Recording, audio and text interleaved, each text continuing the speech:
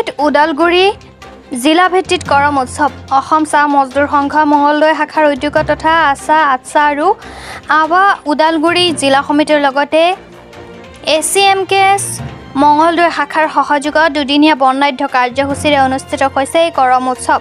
আদিবাসী ডেকা গাভৰু নৃত্য গীতেৰে মুখৰিত ওদালগুৰিৰ পানেৰী চাহ বাগিচা। ভক্তপ্ৰাণ ৰাইজেৰে লোকে লোকাৰণ্য ওদালগুৰিৰ পানেৰী চাহ বাগিচাৰ কৰম পূজাস্থলী। এটি কলি দুটা পাতৰ মাজৰ পৰা খন্তেক মনোৰঞ্জনৰ বাবে ওলাই আহিল চাহ শ্ৰমিকসকল। লগতে বহু নেতাকৰ্মী উপস্থিত থাকে। ভেৰগাঁৱৰ পৰা তীৰ্থ শৰ্মাৰ ৰিপৰ্ট।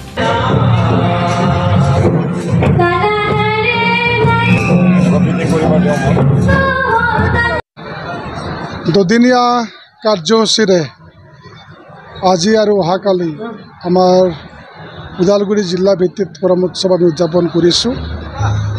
আৰু আজিৰ এই প্ৰথম দিনৰ কাৰ্যসূচীত আমাৰ ৰাতিপুৱাৰ পৰা আমাৰ আৰম্ভ হৈছে। ৰাতিপুৱা আমাৰ পতাকা উত্তোলন কাৰ্যসূচী আছিলে, শ্বহীদ তৰ্পণ কাৰ্যসূচী আছিলে, বৃক্ষৰোপণ কাৰ্যসূচীবিলাক আছিলে আৰু বিভিন্ন আমাৰ খেল ধেমালি আমি আয়োজন কৰিছিলোঁ। আৰু এইবিলাকত আমাৰ পানেৰী অঞ্চলৰ ল'ৰা ছোৱালীবিলাকে ভাগ লৈছিলে আৰু খুব ধুনীয়াকৈ আমি গোটেইবিলাক কাৰ্যসূচী আমি সফলভাৱে আমি ৰূপায়ণ কৰিছিলোঁ। আৰু সন্ধিয়া সময়ত আমাৰ যি কৰম পূজা, এই কৰম পূজা আমি ধুনীয়াকৈ কৰিবলৈ আমি সক্ষম হৈছোঁ। আমাৰ বিধি বিধান মতে নিয়ম নীতি মতে আমাৰ কৰম পূজা হৈ গ'ল। তাৰপিছত আমাৰ ওদালগুৰি জিলাৰ বিভিন্ন গাঁৱৰ বাগিচাৰ পৰা অহা কৰম দল আৰু ঝুমুৰ দলৰ আমাৰ এটা প্ৰতিযোগিতা চলি আছে। প্ৰায় 40টাতকৈ বেছি ঝুমুৰ দল আৰু কৰম দলে এতিয়া ভাগ লৈছে। এতিয়া আমাৰ হয়তো ৰাতিপুৱা হৈ যাব আজি। গতিকে ধুনীয়াকৈ আমাৰ কাৰ্যসূচীবিলাক চলি আছে। আৰু অহাকালি আমাৰ আবেলি আমাৰ মুকলি সভা আছে। আৰু এই মুকলি সভাত আমাৰ অসম বিধানসভাৰ মাননীয় অধ্যক্ষ বিশ্বজিৎ দৈমাৰী ডাঙৰীয়া থাকিব। অসম চৰকাৰৰ মাননীয় মন্ত্ৰী জয়ন্তমল্ল বৰুৱা ডাঙৰীয়া থাকিব আৰু আমাৰ মন্ত্ৰী পীযুষ হাজৰিকা ডাঙৰীয়া থাকিব।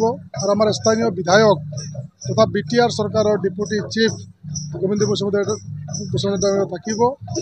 আৰু আমাৰ MP মঙলদৈ লোকসভাৰ আমাৰ সাংসদ দিলীপ শইকীয়া ডাঙৰীয়া থাকিব। গতিকে খুব ধুনীয়াকৈ আমাৰ প্ৰগ্ৰামবিলাক হৈছে। আৰু অহাকালি আবেলি ৰাতি আমাৰ সাংস্কৃতিক সন্ধিয়াৰো আমি আয়োজন কৰিছোঁ।